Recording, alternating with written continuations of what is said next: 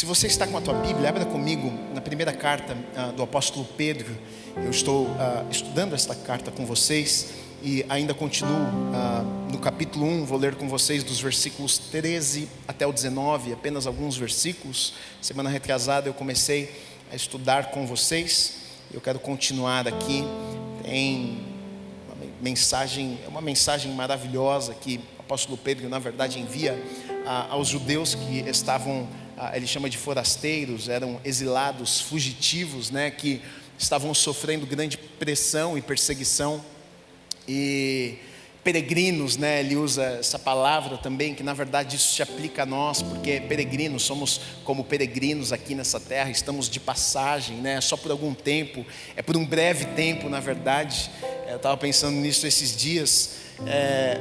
Eu acho que eu ainda sou novo, mas eu já estou chegando na metade da minha vida, né? É louco pensar nisso, parece que ontem eu era uma criança e já estou partindo para os meus 40 anos, chegando na metade da vida. Como o tempo passa. E a verdade é que realmente, né, como o escritor de Eclesiastes, é como uma fumaça, passa muito rápido. E daqui a pouco todos nós estaremos no destino eterno, né? Passarmos toda a eternidade com o nosso Senhor.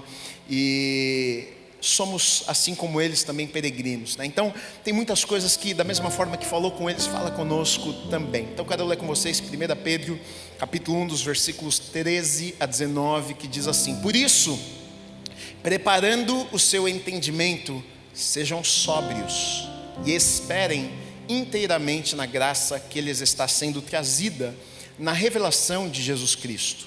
Como filhos obedientes, não vivam conforme as paixões que vocês tinham anteriormente, quando ainda estavam na ignorância. Pelo contrário, assim como é santo aquele que os chamou, sejam santos vocês também em tudo o que fizerem, porque está escrito: sejam santos, porque eu sou santo. E se vocês invocam como o Pai aquele que sem parcialidade julga segundo as obras de cada um, vivam em temor durante o tempo da peregrinação de vocês, sabendo que não foi mediante coisas perecíveis, como prata ou ouro, que vocês foram resgatados ou comprados da vida inútil que seus pais lhes legaram, mas pelo precioso sangue de Jesus, de Cristo, como de um cordeiro sem defeito e sem mácula. Amém. Vamos orar, se você puder. Feche os teus olhos, vamos agradecer a Deus pela sua palavra. Deus, nós te agradecemos.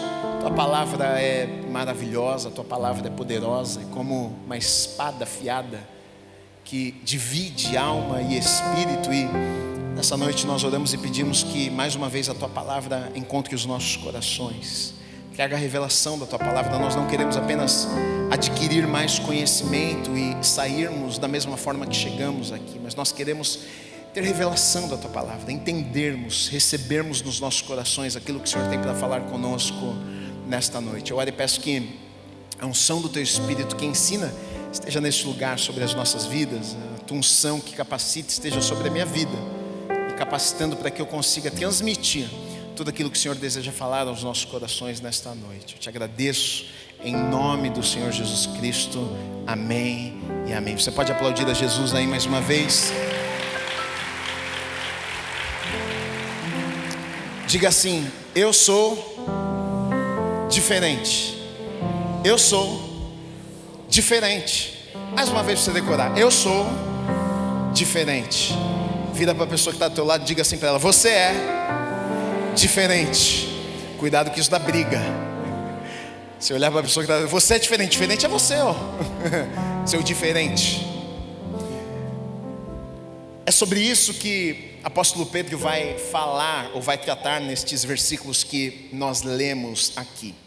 Na verdade, há 2 semanas atrás eu comecei a estudar com vocês, e ele começa nos primeiros versículos, na verdade, falando sobre muitas coisas boas, porque ele está falando sobre tempos difíceis, na verdade. Ele está falando com judeus forasteiros, foragidos, fugidos, seja lá o que você quiser chamar. E ele fala as regiões que eles haviam fugido, né? E ele está falando com gente que está passando por apertos, por perseguição, e a vida não estava tão fácil assim, mas ele começa trazendo, na verdade, muitos motivos que mesmo vivendo em dias difíceis, eles poderiam se alegrar, né? E a verdade e essa é uma verdade, na verdade, Nossa, quanta verdade, né? Essa é uma verdade, na verdade, porque a verdade da palavra de Deus é verdade. Amém. A verdade, eu vou repetir a mesma coisa. A verdade é que essa é uma verdade. Para nós que servimos a Deus, mesmo em momentos muito difíceis, é possível nos alegrarmos. Ele dá àqueles judeus inúmeros motivos, ele dá alguns motivos, ele fala sobre alegria, ele fala sobre eles terem esperança, ele fala sobre eles terem uma herança, por isso eles podiam se alegrar, ele fala sobre o poder de Deus, por isso mesmo em meio a dias difíceis eles poderiam também se alegrar. Imagina só, ele está dizendo para eles: olha, vocês não são como outros que não têm esperança, vocês não são como outros que em dias difíceis não têm alegria, vocês não são como outros que em meio a sofrimentos da vida e abandonos algumas vezes estão sozinhos. Não, ele está dizendo: existe um Deus que está com vocês, o poder de Deus se manifesta na vida de vocês, então vocês têm motivos para se alegrarem, né? Agora, interessante que a partir desse versículo que eu li com vocês, parece que a conversa muda, parece que o tom da conversa muda. Eu acho maravilhoso como a Bíblia coloca versículo após versículo, é tudo muito encaixado e tem um propósito. Primeiro eu vejo que o apóstolo está aqui encorajando os irmãos, motivando os irmãos, dizendo: olha, se alegrem, vai ficar tudo bem, existe uma herança, existe uma recompensa, Deus está com vocês, o poder de Deus se manifesta na vida de vocês. Para que então, depois de encorajar estes irmãos, ele trazer a eles também algumas responsabilidades, e é sobre isso que ele vai falar nestes versículos aqui que nós lemos, né? Na verdade ele começa no versículo 13 que nós lemos aqui, ele diz: por isso, então, por isso que, na verdade, esse por isso que ele está usando aqui, ele está se referindo ao versículo 11 e 12. Se você ler depois aí na tua Bíblia, você vai ver que ele está falando sobre profetas, sobre pessoas que anunciaram ou pregaram a palavra e falaram de coisas que iriam acontecer, sobre a vinda de Jesus.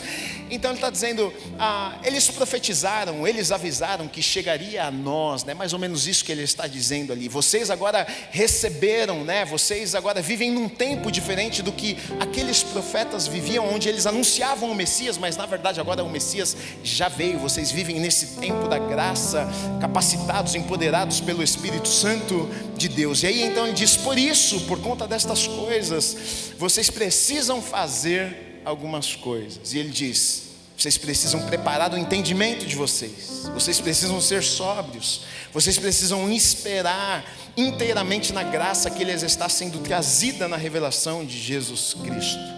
Interessante que aqui ele usa o verbo no imperativo, ou seja, ele não está dando uma sugestão àqueles irmãos. Olha, eu acho que seria bom se vocês... Não, o profeta não, o homem de Deus, o apóstolo aqui não está dando uma sugestão àqueles irmãos, mas ele está dizendo algo que eles deveriam fazer, né? Ele diz, olha, vocês têm que esperar, vocês sejam sóbrios, ele diz, né? Esperem inteiramente, ou seja, uma ordem, um mandamento. E ele basicamente fala sobre 3 coisas ali que eles deveriam fazer, né? Ele diz: preparem o entendimento de vocês, sejam sóbrios e esperem na graça trazida pela revelação de Jesus Cristo. É interessante que, na verdade, muitas pessoas têm a falsa ideia de que a salvação, na verdade, é como se fosse o ponto final na vida de um cristão. Fui salvo, pronto, resolveu. O meu passaporte para o céu agora está em minhas mãos, estou salvo, maravilha, agora acabou. E na verdade é o contrário disso. Na verdade, a caminhada cristã, ela começa depois de sermos salvos. Ou seja, entreguei minha vida a Jesus, fui salvo, agora eu vou percorrer uma jornada com o Senhor. E na verdade é sobre isso que ele está falando aqui. Ele está falando sobre essa jornada que aqueles irmãos iriam ter com Deus, e ele traz alguns ensinamentos para eles aqui, né? Na verdade, nós fomos salvos e agora nós podemos viver uma vida que agrada a Deus. Essa é a verdade. Porque antes de sermos salvos, era impossível para nós vivermos uma vida, ou andarmos com Deus e vivermos uma vida que agradasse a Deus. Todos nós pecamos, todos nós falhamos, os nossos pecados, as nossas falhas nos afastam de Deus, não tínhamos relacionamento com Deus, estávamos separados da presença de Deus. mas por meio do sacrifício de Jesus, da nossa fé no sacrifício de Jesus, de forma gratuita, graciosamente Deus nos deu, então fomos salvos, alcançados, o sangue de Jesus lava as nossas vidas, mas na verdade não termina, hein? Na verdade está só começando, porque a partir de agora então eu tenho essa jornada onde eu me relaciono com Deus, aonde eu aprendo dele, aonde a cada dia a missão da vida do cristão, o cristão significa, sermos cristãos significa seguidores de Cristo ou mini-cristos, ou seja, a missão na vida de um cristão é todos os dias se tornar mais parecido com Jesus. E é sobre isso que o apóstolo está falando com aqueles irmãos ali, sobre obediência, sobre andarem com Deus, sobre essa jornada com Deus. E eu acho que é um assunto importante nos dias que nós vivemos, onde a gente vê muitas vezes igrejas crescendo, e glória a Deus por isso, mais pessoas ouvindo a palavra de Deus e o evangelho chegando a lugares que antes não chegavam, né? Televisão, no meio artístico, em tantos lugares, a palavra de Deus chegando, mas a preocupação de que, será que as pessoas realmente têm entendido o que é viver uma vida para Deus? É muito boa a boa notícia do evangelho de que Jesus salva, sim, essa é a maior notícia, esse é o maior presente que nós poderíamos receber. Mas muitos não têm compreendido a responsabilidade, ou o que vem depois da salvação, né? É continuarmos, quando a gente, na verdade, quando a gente vai estudar um pouco de teologia, você vai ver que quando se fala sobre salvação, a salvação é explicada em 3 tempos, na verdade. Fui salvo, estou sendo salvo, serei salvo. Fui salvo, é o momento que eu tive um encontro com Jesus, estava perdido no meio do pecado, na lama, longe, afastado de Deus. Fui salvo, criei em Jesus, recebi a salvação, estou sendo salvo. O que isso significa? É o processo de santificação que acontece na vida do cristão. Ou seja, até aqui eu vivia a minha vida do meu jeito, eu pecava, fazia o que eu queria, mas a partir do momento que fui salvo, sim, eu fui salvo, aos olhos de Deus sou justo, santo, separado, mas agora a salvação é como se ela continuasse, né? Agora eu estou sendo salvo, eu estou me santificando, sendo salvo do que? Eu estou sendo salvo de mim mesmo, das minhas vontades, dos meus desejos, das minhas vontades pecaminosas. Deus está me libertando de mim mesmo, dos desejos da minha carne. Eu estou sendo santificado, purificado, serei salvo. A salvação completa, final, que é estar no céu, passar com Deus por toda a eternidade. Então salvação em 3 tempos. E na verdade muitas pessoas eu vejo que não têm compreendido isso. Fui salvo, está resolvido, maravilha. Jesus me salvou, agora não depende do que eu faço, não é pelas minhas obras, estou salvo, e já que eu estou salvo, eu vivo e faço o que eu quiser da minha vida, e agora eu estou salvo. Mas enquanto na palavra de Deus a gente encontra inúmeras orientações de responsabilidades que nós, por termos sido salvos, temos. E é sobre isso que o apóstolo vai falar com aqueles irmãos ali que eram salvos, que tinham já aceitado Jesus no coração deles, mas ele vai trazer a eles agora responsabilidades. Então a primeira coisa que ele vai tratar aqui, ele fala: olha, vocês precisam preparar o entendimento de vocês. Em algumas versões você vai ver que está assim, cingir o entendimento. Mas essa palavra preparar, eu acho que faz muito sentido, né? Preparar o entendimento, ou seja, ele está dizendo que vocês são salvos, sim, mas vocês precisam entender que existe o cuidado de vocês cuidarem daquilo que vocês pensam. Vocês precisam ter esse cuidado, preparar o entendimento de vocês. O que é que você pensa depois de ter sido salvo? O que você tem alimentado, do que você tem alimentado a sua mente? O que passa na tua cabeça? Então a orientação que ele está trazendo aqui é: cuide do que você pensa, discipline os teus pensamentos.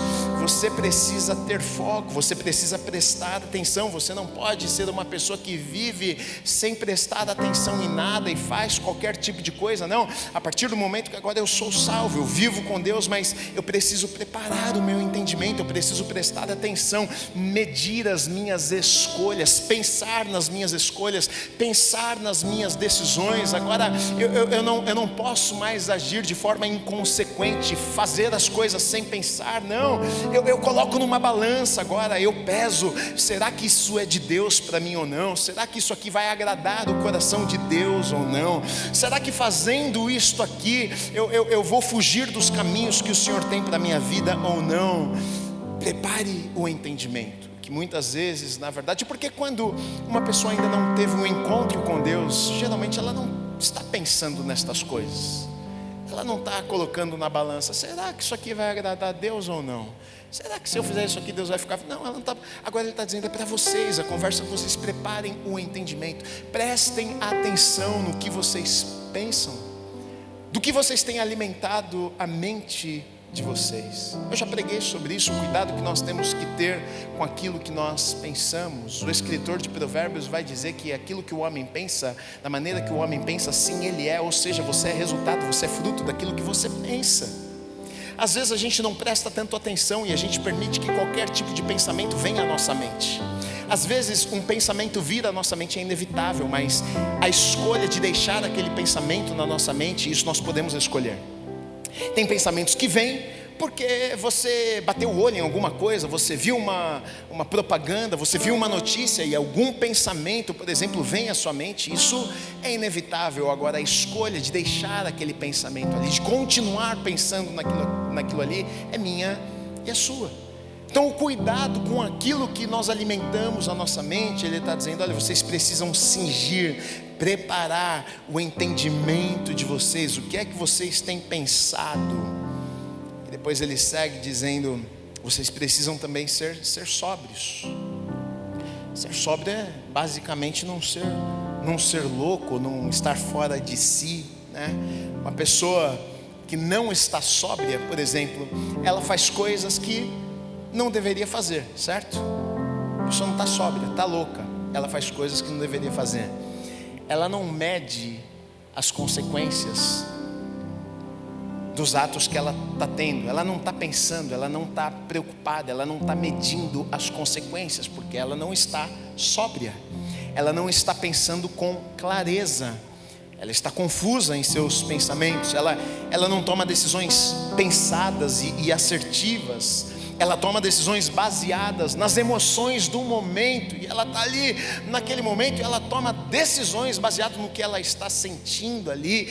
E o apóstolo está encorajando estes irmãos a não viverem desta forma. Na verdade ele está encorajando, olha, vocês precisam ser sóbrios, né? Sobriedade, ter a capacidade de pesar as coisas, pesar as consequências, discernir o que é bom e o que é ruim, pesar as atitudes, escolher de forma sábia. E na verdade isso aqui deve trazer direção na vida de um cristão. Agora, depois que entregamos a nossa vida ao Senhor, nós devemos fazer isso. A gente não deve mais viver de forma inconsequente. Eu vou lá e faço e não penso no que estou fazendo. Não, agora eu tenho que pesar, eu tenho que ser sóbrio. Agora eu tenho que, quais são as consequências? Será que isso agrada a Deus ou não? Será que isso aqui vai ser bênção na minha vida ou não? Será que isso aqui vai ser uma tragédia? Será que esta escolha, será que esta decisão vai me afastar dos caminhos do Senhor ou não? Eu não posso viver como um louco que não pesa aquilo que eu vou fazer, não pesa as minhas escolhas. Pelo contrário, ele está encorajando aqueles irmãos, dizendo, olha,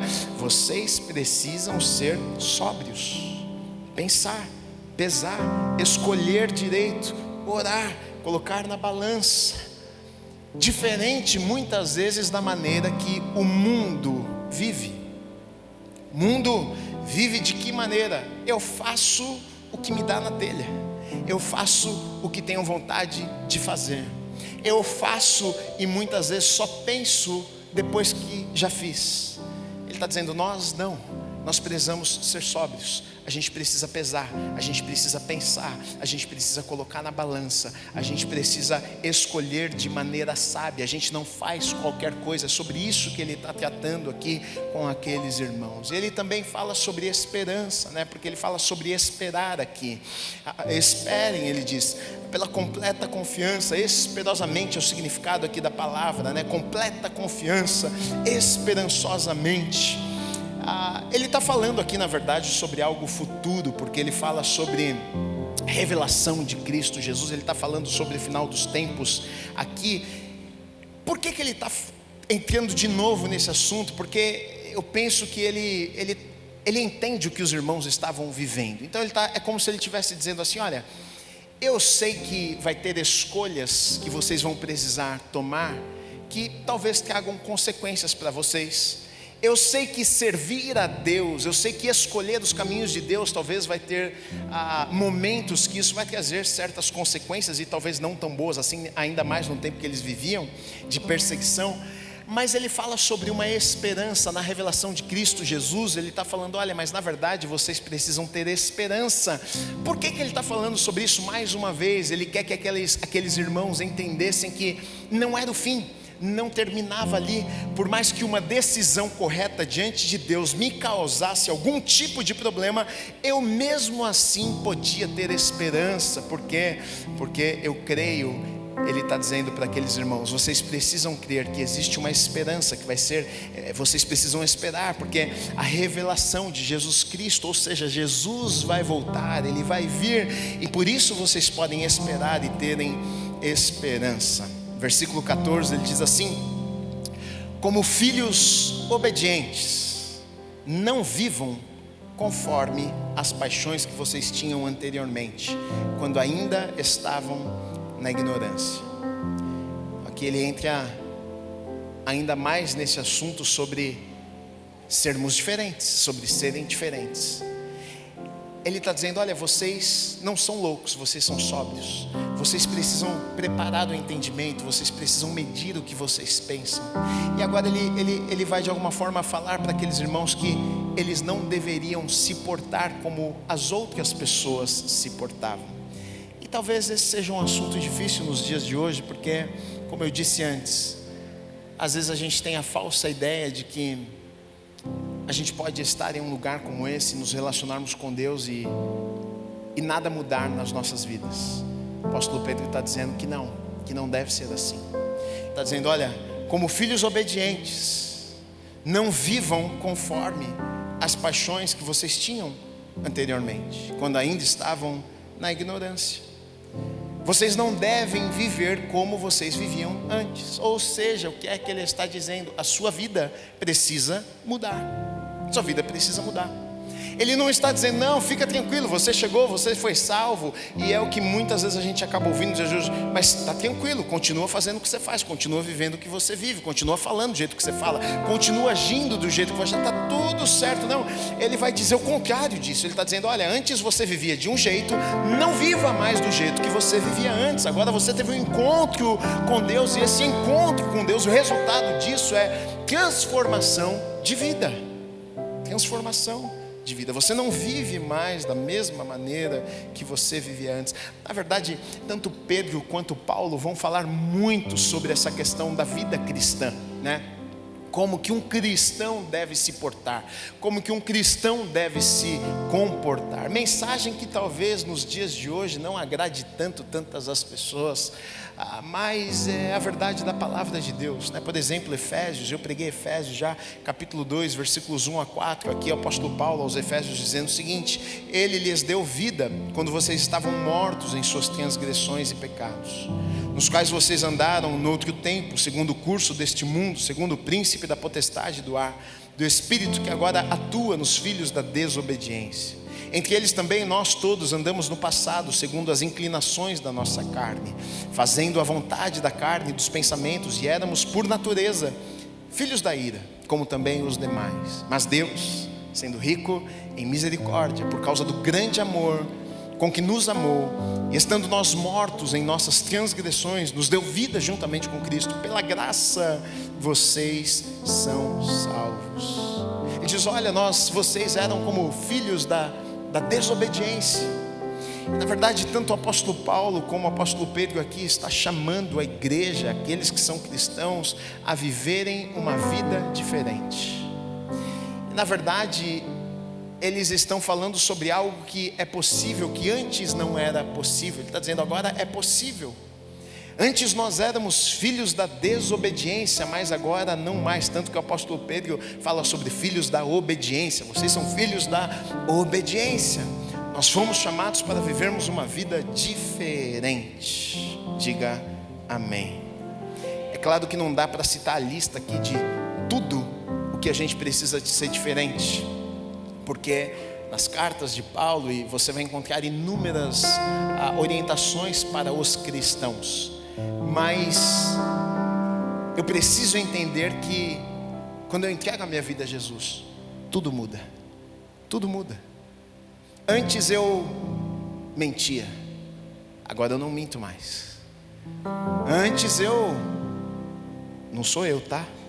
Alguém vai gravar e vai falar: "Ei, olha, o pastor confessou. Antes eu traía, agora eu não traio mais." Não eu. Antes eu... É claro, nós não estamos falando de uma vida perfeita no sentido de nunca mais errar, nunca mais falhar, nunca mais pecar, até porque nós sabemos que não é possível. Mas o cristão, na verdade, o objetivo de vida do cristão é ser como Cristo, é copiar Jesus. Como é que Jesus vivia? Esse é nosso objetivo de vida. Então eu não posso achar que não, agora eu me converti, eu entreguei minha vida para Jesus, agora é o fim. Na verdade, ao contrário disso, é apenas o começo. Agora eu estou nesse processo de santificação, onde todos os dias o Senhor vai mudando algumas coisas na minha vida. É muito triste quando... Eu já contei isso algumas vezes, quando nós fomos mudar para o outro prédio. Primeiro, quando nós abrimos a igreja, na verdade, a gente teve que alugar o salão e fazer contratos com empresas que iam fazer coisas para nós lá. E eu fiquei chocado, para ser sincero, que muitos das pessoas que nós entramos em contato não queriam fazer negócios conosco. Não, igreja não. A igreja não vamos vender para a igreja, não vamos fazer. Não. Eu falei: "Mas por quê?" Daí um cara, acho que o dono lá da empresa falou: "Não, porque a gente já teve muito problema com a igreja." Eu falei assim: "Sério?" O que na minha cabeça deveria ser do contrário, né? Ou seja, se eu sou cristão verdadeiro, eu deveria ser aquele que não dou nenhum tipo de problema. Eu pago no dia, eu não atraso. E se por algum motivo eu tive algum problema, eu vou atrasar, eu pego o telefone, eu ligo lá e digo: "Olha, eu tive um problema, amanhã é o boleto, mas eu vou pagar daqui 5 dias, porque teve um problema aqui." Isso uma vez até aconteceu conosco, porque encerrou o contrato social da igreja. E aí a conta do banco bloqueou por conta disso automaticamente. E a conta ficou bloqueada tipo 20 dias. Foi um desespero. E tinha que pagar a conta da igreja bloqueada, não tinha o que fazer. Esse pessoal aqui, o financeiro, começou a ligar para todo mundo, explicar, mandar foto, print do gerente, da conversa, de tudo, explicando, dando uma satisfação do porquê aquilo estava acontecendo, mas que assim que resolvesse as coisas seriam acertadas. Comportamento de cristão. Sou correto. Uma vez eu fui vender um carro da minha esposa, e estou dizendo aqui porque não estou dizendo que eu sou bom, mas eu estou dizendo que nós somos tentados, né? Nós somos tentados algumas vezes na vida a deixar passar uma coisinha ali. E eu fui vender um carro da minha esposa e estava com o LEDzinho do farol queimado. E sabe aquele negocinho que não dá para perceber? Até passa batido. E aí já tinha feito a negociação, ia vender e tal. E eu me lembrei, na verdade, falei: "Caramba, o LEDzinho." E pensa num LEDzinho caro. Eu falei: "Gente, se passar..." Vem aquele pensamento, o diabo vem, né? Não, vai. Aí eu peguei, liguei pro cara, falei: "Cara, é o seguinte, olha só, eu esqueci de falar, tem um LEDzinho do farol, tá queimado. O que você quer fazer? Você quer que eu resolva aqui?" Ele falou: "Cara, melhor se conseguir." Eu fui, resolvi, tive que encomendar, paguei. Fiquei triste quando paguei, muito triste. Mas o cara pegou o telefone e ele falou assim: "Cara, muito obrigado por ter sido honesto." Interessante como honestidade nos dias de hoje choca as pessoas, né? Na verdade, fazermos o que deveríamos fazer, não é exaltando: "Nossa, parabéns, eu só fiz o que tinha que ser feito." E muitas vezes, para o mundo, para as pessoas, é chocante. Você fez o certo, o que deveria ser o contrário. Quando fazemos errado aqui, deveríamos ficar: fez errado. Mas E o comportamento, tudo bem, o mundo muitas vezes é o que ele está dizendo no tempo da ignorância. As pessoas fazem, não medem, não pesam, não pensam, não são sóbrios, vivem como loucos. Mas ele está dizendo, nós cristãos não vivemos de tal maneira. Não, a gente é diferente, a gente precisa ser sóbrio, a gente precisa pesar, a gente precisa ser correto. Nós vivemos uma vida diferente, por isso o título, Eu Sou Diferente. Você precisa entender isso, você é diferente. Aqui, mas no meu trabalho todo mundo faz, mas eu não faço. Mas aquela mentidinha todo mundo dá, mas eu não minto. Aquela enganadinha todo mundo, aquele impostinho, sabe, pastor, mas eu não faço. Deixa eu te dizer algo, se você quer ter a bênção de Deus sobre a tua vida, você vive de maneira íntegra diante de Deus. E Deus se encarrega de abençoar a tua vida. Oh, crente, deu glória a Deus. Aplauda Jesus. Tem mensagem que é difícil de aplaudir, né? A mão está até meio dura aqui. O chamado das nossas vidas, sermos diferentes mesmo. Mundo, a gente fala diferentes do mundo, né? Às vezes quando a gente... Eu lembro de uma vez eu era acho que meio que criança, pré-adolescência ali, e eu tinha um amigo muito, muito querido. Inclusive, esse amigo hoje vem na igreja. Ele se converteu com a família dele, ele é um amigo meu do colégio, estudei com ele. E domingo, inclusive, eu vi ele aqui com a família dele. Ele sempre vem aqui. E eu sou amigo dele de escola, de criança. Espero que ele não conte a vocês as coisas que eu fazia. Mas enfim, ele é meu amigo e eu lembro que assim, eu gostava muito dele, sempre vinha em casa, eu ia na casa dele, mas meu pai nunca deixou eu dormir fora de casa. E às vezes ele dormia em casa, e eu trazia ele na igreja, ele dormia em casa. E uma vez ele falou para mim, cara, pô, eu sempre durmo na tua casa e você nunca dorme na minha casa. Por que você não dorme na minha casa? Eu falei para ele, cara, sabe o que acontece? É porque você é do mundo. E eu sou... Ele, como assim? Eu falei, não, você é do mundo, eu sou da igreja. Ele contou para a mãe dele nunca mais deixou ele dormir na minha casa também. A gente é do mundo? Então você não vai na casa dos crentes também não. É como se o mundo, né, fosse pessoas inferiores. Não, na verdade, quando a gente fala mundo, na verdade nós estamos falando sobre um sistema controlado pelo diabo. Mundo não, a gente está falando de o mundo é o povo do mundo. Não, o povo que vive debaixo de um sistema que quem controla é o diabo. Quando a gente fala do mundo, a gente fala desse sistema onde a cultura é corrupta, onde existe perversidade, onde existe pecado, e é assim porque quem domina isso é o diabo. Pessoas que vivem debaixo do domínio do pecado e do diabo. O mundo, o sistema implantado por Satanás. Então a gente não está falando, nossa, as pessoas do mundo, não, é que elas estão vivendo debaixo dessa escravidão, do pecado, do diabo, né? Então, o cristão, ele não vive dentro desse sistema onde a gente chama mundo. Na verdade, a gente vive, a Bíblia até nos fala sobre isso, sobre fazermos parte de um outro reino.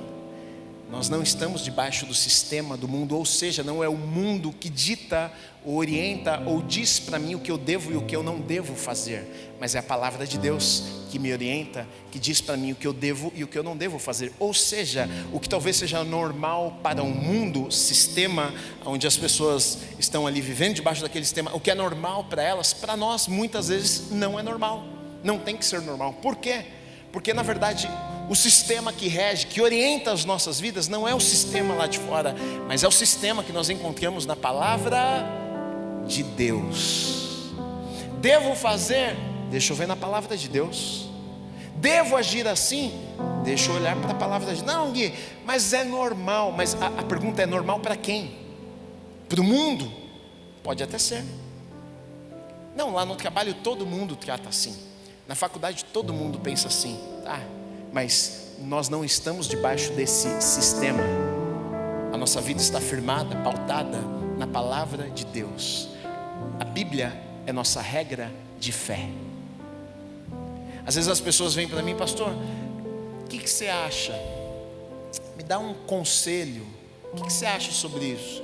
A maioria das vezes eu digo para a pessoa, eu não acho nada. Até porque imagina se eu dou uma opinião e dá errado na vida da pessoa, ela me culpa depois, fala, você que falou, pastor. Então não é o que eu acho. Eu posso agir pelo sentimento, eu acho isso, eu acho aquilo. Não é o que eu acho, é o que a Bíblia diz sobre esse assunto. Pastor, o senhor acha que eu devo largar minha mulher? Não é o que eu acho. O que a Bíblia diz sobre esse assunto? Aí, meu amigo, é você contra a palavra de Deus. Eu não tenho a ver com isso. Eu vou tentar te orientar de alguma forma, te ajudar a encontrar na palavra de Deus o que Deus pensa ou diz sobre esse assunto que você está me perguntando. Nós somos diferentes. Mas o mundo diz que siga o teu coração, mas a palavra de Deus não diz siga o teu coração. O mundo diz, não amigo, não está feliz, vai ser feliz, o que importa é ser feliz na vida. A Bíblia não diz vai ser feliz na vida. A Bíblia não ensina isso. Então, debaixo de qual sistema eu vivo ou sou orientado? Eu ouço mais. O problema talvez seja exatamente esse. A gente muitas vezes dá mais ouvidos para o que as pessoas que vivem no sistema, debaixo desse sistema que a gente chama de mundo.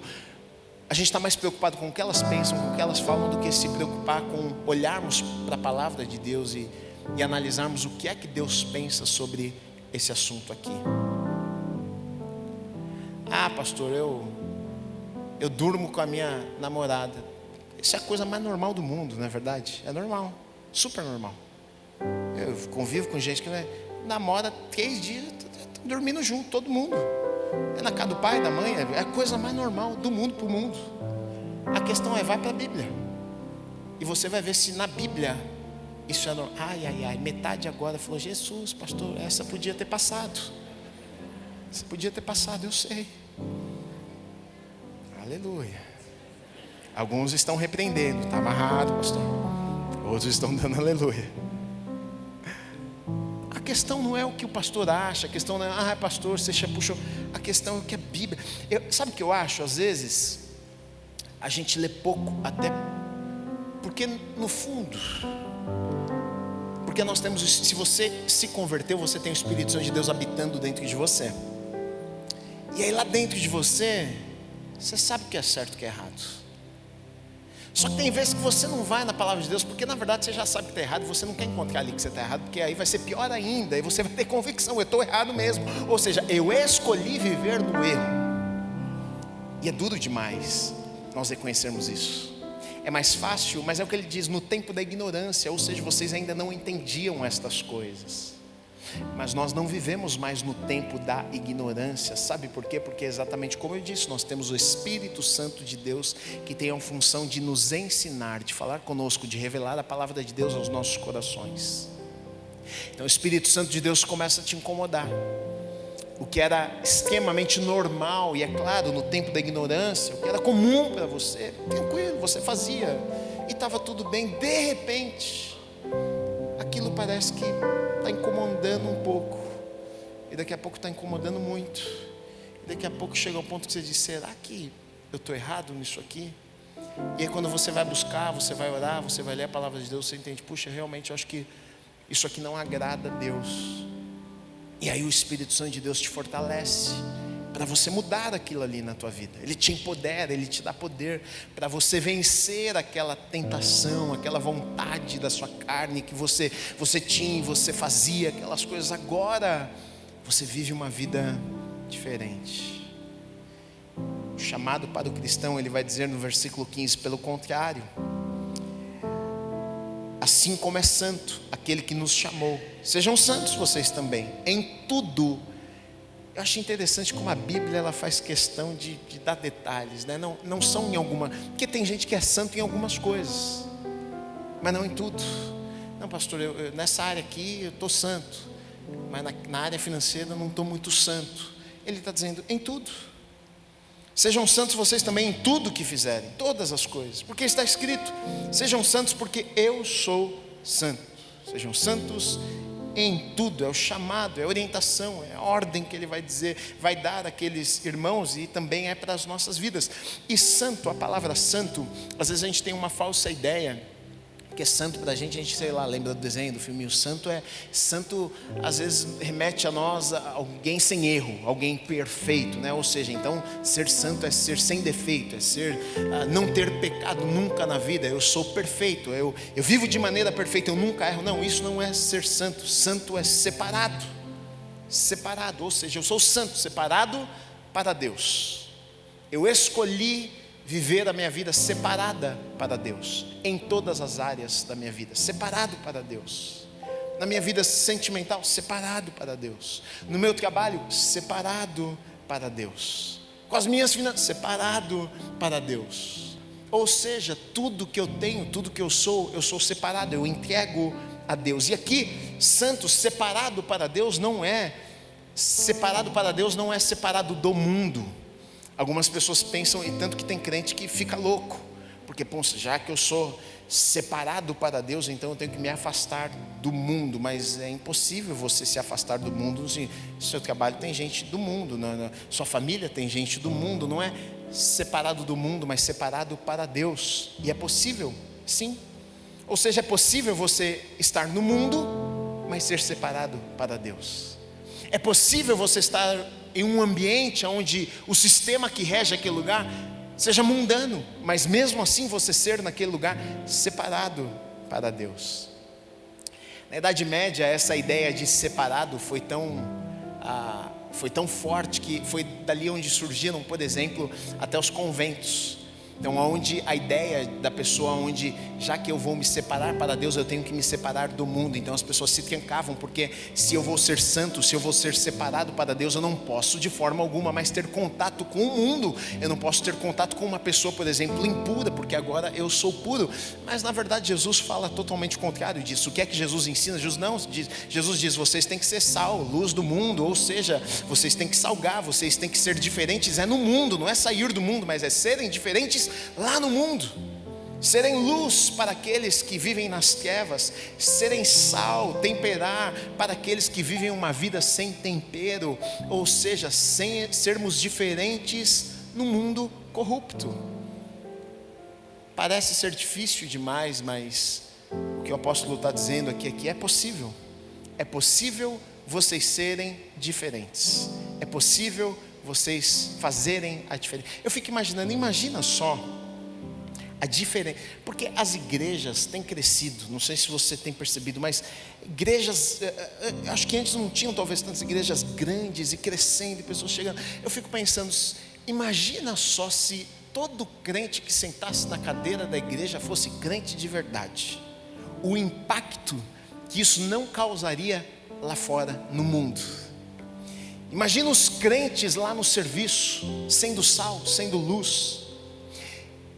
Isso aqui não fala sobre religião, não é para você ser um esquisito, não, tá bom, você é sal, pastor, então a partir da manhã eu vou de terno para o trabalho, porque eu sou diferente. Eu vou de terno, não, aí você é louco, você não é diferente. Eu vou de terno, vou com a Bíblia de 5 metros embaixo do braço, porque eu sou diferente. Você é religioso, você não é diferente. Você é até diferente porque você está diferente das pessoas. Mas não é isso que ele está dizendo aqui. É sendo diferente no comportamento, da maneira que vê, a maneira que enxerga a vida, a maneira que fala, a maneira que trata, a maneira que conversa, a maneira que age. É essa a diferença. Todo mundo rouba meia hora, você não rouba. Você entra na hora e sai na hora. Foi o combinado. Teu chefe não falou que ia te pagar tanto para você trabalhar tantas horas? Foi. Se você está trabalhando, você está roubando ele, você está enganando, e Deus não se agrada disso. Então você entra na hora e você sai na hora. Por quê? Porque você é crente, você é correto, você é íntegro, e Deus te abençoa por isso. Amém? Todo mundo pega uma coisinha lá quando sobra, você não pega. Por quê? Porque você é diferente. Sermos diferentes no mundo, chamado de Deus das nossas vidas. Eu tenho certeza que se fôssemos assim, é claro, eu não estou falando de perfeição, a gente erra, a gente falha, mas a diferença do cristão para aquele que não é que ele não erra, ele erra, mas ele conserta. Essa é a diferença. A gente erra às vezes você até tomou uma decisão errada, fez algo que não deve, matou a hora lá mesmo, mas você conserta. Chega no final do mês e vai lá e fala, meu chefe, aquele dia olha, nem avisei e tal, saí antes, precisei sair, na verdade fiz errado, deveria ter te avisado, deveria ter pedido a permissão, mas fiz. Mas está aqui, você quer me descontar meia hora, 1 hora lá, não vai acontecer, na próxima eu vou falar com você. Conserta o que fez. Não finge que não viu, não vive, não passa a borracha e finge que nada aconteceu. O que não é cristão, ele vive dessa maneira. Que se lasque ele, eu vou viver a minha vida, não estou nem aí. Não pesa, não se sente. Nós não. Nós queremos agir de maneira correta. Amém? sejam santos porque eu sou santo. E se vocês invocam como Pai, versículo 17 diz, aquele que sem parcialidade julga segundo as obras de cada um, vivam em temor durante o tempo da peregrinação de vocês. Olha o que ele está dizendo. Porque é muito fácil chamar Deus de Pai, né? Oh, meu Pai. Ele está dizendo, se vocês invocam, chamam Ele de Pai, ou seja, Ele está dizendo, se vocês chamam Ele de Pai, vocês estão dizendo que vocês são filhos. Se vocês são filhos, Ele está dizendo, vivam de tal maneira. Porque o filho, o que o filho tem do pai? DNA. O filho não é parecido com o pai, com a mãe? É isso que ele está dizendo aqui. Se vocês estão dizendo que ele é o pai de vocês, vivam de tal maneira, como filhos. Vocês têm o DNA dele. Como é que Deus se comportaria? E nós temos a revelação de Deus em Jesus. Isso é maravilhoso, porque seria tão distante de repente a gente imaginar como é que Deus agiria. Não, mas a gente tem Jesus que foi pessoa, foi gente, andou com a gente. O comportamento de Jesus, a atitude, o jeito que Jesus falou. Então, se está difícil você imaginar como é que Deus faria, olha para Jesus, porque Jesus é Deus. Como é que Jesus fez? Como é que ele faria? Como é que ele conversou? Ele rejeitou as pessoas? Não, ele abraçou. Como é que ele conversou? Enfim. Então, se vocês dizem que ele é o Pai, se comportem como filhos. Interessante que ele diz que ele julga sem parcialidade. Nós temos um Deus que, e se ele julga sem parcialidade, ou seja, ele está dizendo, ele sabe de todas as coisas, ele conhece todas as coisas, ele está vendo tudo. Às vezes a gente tem a ideia de que enganando alguém, a gente também pode estar enganando Deus, mas ele julga sem parcialidade, ele sabe, conhece, ele vê todas as coisas, ele julga o pecado. E ele está dizendo então que nós devemos viver uma vida em temor a esse Deus que nós servimos. Temor aqui não é medo, né? A gente vive com muito medo porque Deus vai me consumir, vai cair um raio na minha cabeça. Não é isso que ele está dizendo. Temor, respeito, reverência. Temor diante de Deus. O temor do Senhor é o princípio da sabedoria. Quando eu temo a Deus, eu entendo quem Deus é, eu entendo quem eu sou. Às vezes eu vi alguém repostou um vídeo, acho que foi até do Douglas, do Discoscope, alguém repostou um vídeo, eu vi, cliquei lá e vi. Ele contou uma história interessante. Ele falou assim que ele saiu para buscar a esposa dele. Talvez muitos de vocês tenham visto. Ele saiu para buscar a esposa dele e ele falou que o filhinho dele pequenininho se escondeu no carro e ele não viu o filhinho. E ele chegou para pegar a esposa, um lugar há uns 10 minutos. E aí quando ele parou o carro e foi pegar a esposa entrou no carro, deu oi para ele, deu oi para o filho. Falou, oi Davi. Ele falou, que Davi? Ela falou, ele está aí atrás. E ele falou, cara, eu fui embora pensando, o que será que eu fiz nesses 10 minutos que ele estava aqui e eu não estava vendo? Será que eu cantei, tipo, altão? Tipo, desafinei? Será que eu, sei lá, fiz alguma coisa esquisita e ele me observando? Porque às vezes a gente pensa que a gente até pode estar ausente do olhar de pessoas, mas a gente se esquece que não ausentes do olhar do Deus Todo-Poderoso. Você pode fazer escondidinho, mas não de Deus. Você imagina se nós tivéssemos essa consciência de verdade. Deus está comigo. Deus está comigo. Eu estou dirigindo, Deus está comigo. Eu estou no trabalho, Deus está comigo. Ele está vendo. Eu estou na faculdade, a minha mãe não está, mas Deus está. Imagina se nós vivêssemos as nossas... Isso é temor, reverência. Se você desse uma carona para Jesus, será que você falaria da maneira que... Será que você conversaria com Jesus da maneira que você sempre conversa? Se Jesus um dia fosse passar um dia no teu trabalho com você, hoje eu vou te acompanhar no teu trabalho, em pessoa, Ele está lá com você, Jesus. Será que você faria as mesmas coisas que você faz no seu dia a dia? Isso parece chocante, né? Mas Gui, Jesus não está lá. Está sim. Está sim. Ele habita em nós, Ele está vendo, o Espírito Santo, nós temos Deus está vendo, Ele sabe, Ele está com a gente. Mas às vezes a gente vive a nossa vida e não temos temor pela presença de Deus conosco. A gente vive de qualquer maneira, a gente fala de qualquer maneira, a gente age de qualquer maneira, como se Deus não estivesse ali conosco. Mas Ele está comigo, está com você. Será que se nós entendêssemos isso, nós não viveríamos a nossa vida de maneira diferente? E no versículo 18 e 19, para concluirmos, ele diz: sabendo que não foi mediante a coisas perecíveis, como prata ou ouro, que vocês foram resgatados da vida inútil que seus pais lhe legaram, te deram, mas pelo precioso sangue de Jesus. E aqui então ele vai trazer o valor como de um cordeiro sem defeito ou sem mácula. Ele está dizendo, sabe por que eu acho que ele está dizendo isso aqui? Porque às vezes a gente vive a nossa vida de qualquer maneira, e quando nós fazemos isso, nós estamos desvalorizando o que Jesus fez por nós. Nós estamos como se estivéssemos desprezando, não dando valor devido para aquilo que Jesus fez por nós. E ele vai dizer àqueles irmãos: o preço foi tão alto que nenhum ouro e nenhuma prata poderia pagar o que ele fez por nós, o que ele fez por vocês, é o que ele está dizendo aqui. Será que as nossas escolhas erradas, será que quando rejeitamos, porque rejeitamos a Deus quando escolhemos coisas que entristecem o coração dele? A gente pensa que virar as costas para Deus é virar de forma literal. Não, eu vou virar, não quero saber de você não, Deus. Não é isso. Na verdade, quando nós fazemos escolhas contrárias à vontade dele, quando nós pecamos, nós estamos de alguma forma virando as costas para Deus. E ele está dizendo: olha, vocês precisam entender que isso que vocês receberam e foi de graça a vocês, na verdade não foi de graça, custou muito e foi muito caro. E aqui fala até sobre gratidão, talvez, porque será que se fôssemos gratos de verdade pelo sacrifício de Jesus, será que não viveríamos a nossa vida de maneira diferente? Será que o nosso desejo não seria, puxa, de alguma forma, eu sei que não posso, não consigo, mas de alguma forma eu quero retribuir ou recompensar aquilo que Deus fez por mim.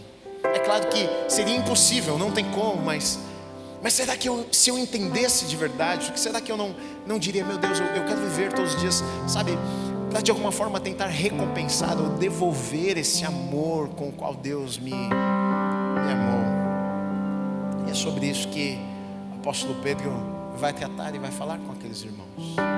Então precisa entender estas coisas. Também eu que sou cristão preciso entender que, ao mesmo tempo que muitas bênçãos e bênçãos impagáveis foram conferidas a mim, ao mesmo tempo também existem responsabilidades que também foram entregues e colocadas por Deus para que eu as assumisse. Isso, na verdade, deve ser uma realidade para aquele que serve a Deus, ou seja, obedecer a Deus. Aquele que ama, obedece. Eu não vivo mais da maneira que eu bem entendo, que eu escolho, que eu vivo para Ele. Agora eu quero viver para agradar a Ele, eu quero andar de maneira íntegra e correta. A religião vai me levar a fazer muitas coisas. Religião, sendo uma pessoa, a religião vai me levar, eu faço isso, vou aquilo, vou no culto. Agora, o relacionamento muda quem eu sou. Religião me move a fazer muitas coisas. O relacionamento é uma mudança interior. E aí depois que eu mudo, é claro, eu passo a fazer outras coisas. Eu vivo a minha vida de maneira diferente. Então talvez aqui até a gente encontre a raiz do problema. Porque talvez está cheio de gente tentando mudar tanta coisa e tanto comportamento na sua vida, enquanto talvez o problema seja mais fundo do que você imagina. Porque talvez tentar mudar não vai resolver o teu problema. Talvez o que você precisa de fato é de um encontro com Deus transformador, que vai mudar quem você é de dentro para fora. Tudo que nós fazemos, nós não fazemos, não é por obrigação. Eu não quero que essa mensagem traga de alguma forma um peso no sentido de que, nossa, pastor, eu vou sair daqui, então agora eu não posso mais isso. Não, você pode o que você quiser. Você toma as tuas decisões e faz as tuas escolhas na tua vida. A questão não é essa. A questão é que quando eu me relaciono com Deus, Ele propõe a mim uma vida diferente. Ele começa a mudar de maneira interna. Os meus desejos são mudados e moldados, as minhas vontades são mudadas e moldadas. Aquilo que eu vivia e morria por aquela coisa já mudou. Eu não vivo mais, não morro mais por aquilo que eu morria antes. As prioridades mudam. Antes a prioridade era, pastor, o meu trabalho e a minha conquista. Mas depois que eu me encontrei com Deus, eu comecei a entender algumas coisas, que estas coisas talvez não sejam, é claro, são importantes, mas talvez não sejam prioridades. Talvez, quem sabe, o meu primeiro ministério, o meu primeiro trabalho, quem sabe a minha primeira função, o maior chamado da minha vida, talvez não seja cuidar melhor da minha esposa, cuidar melhor do meu marido, cuidar da minha casa, dos meus filhos. As coisas começam a mudar. Aquilo que era mais importante, de repente, não é tão importante assim. E aquilo que às vezes não era importante, é o cara que não dava importância para a família, de repente ele tem encontro com Jesus. E de repente ele começa a chegar em casa, é o cara que só ia no happy hour todo dia porque ele queria fugir de casa, mas de repente ele começa a chegar em casa e olhar para a família e entender, eles são as pessoas mais importantes da minha vida. E ele começa a mudar. O homem começa a chegar mais cedo em casa. De 5 happy hour passou para 3. Daqui 2, 1. Por quê? Não é porque ele não pode sair do trabalho e encontrar um amigo, não é isso. Mas ele começa a entender que tem coisas que são mais importantes do que outras que eram mais importantes para ele quando ele ainda vivia no tempo da ignorância. É sobre isso. Não é sobre o pastor chegar aqui e falar, não dorme com a tua namorada, não dorme. Você faz o que você quiser. A questão é que quando você se encontra com o Senhor, e o desejo do teu coração é obedecer a Deus, é se aproximar dEle, você vai ver que as tuas prioridades começam a mudar. Tudo começa a mudar.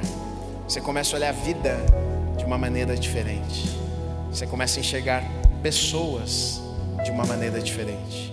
Antes as pessoas eram apenas um degrau e um trampolim para você realizar os teus desejos e as tuas vontades.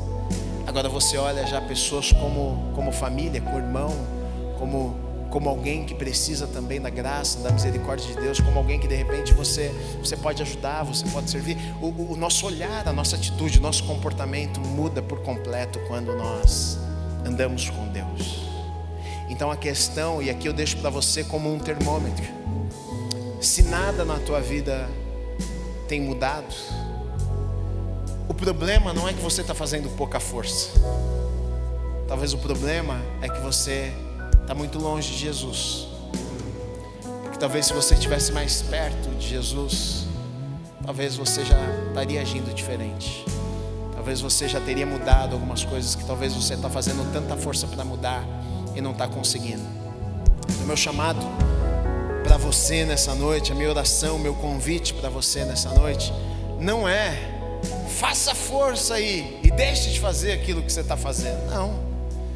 Porque no final das contas, o que a gente entende é que não tem força humana que a gente possa fazer para vencer o pecado.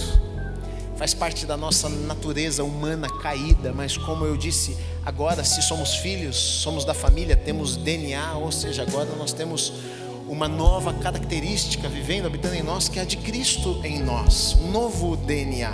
Então viva de tal maneira, permita o Senhor mudar a tua vida. Acho maravilhoso aquele texto de Apocalipse 3:20, onde diz, Jesus, dizendo, eis que estou à porta e bato. Aquele que abrir a porta do teu coração, eu entrarei ali, serei com ele, ele comigo. Aqui eu vejo um Jesus educado. Aqui eu vejo um Jesus dizendo o seguinte, eu não vou invadir tua vida e não vou fazer na tua vida o que você não me deixar eu fazer.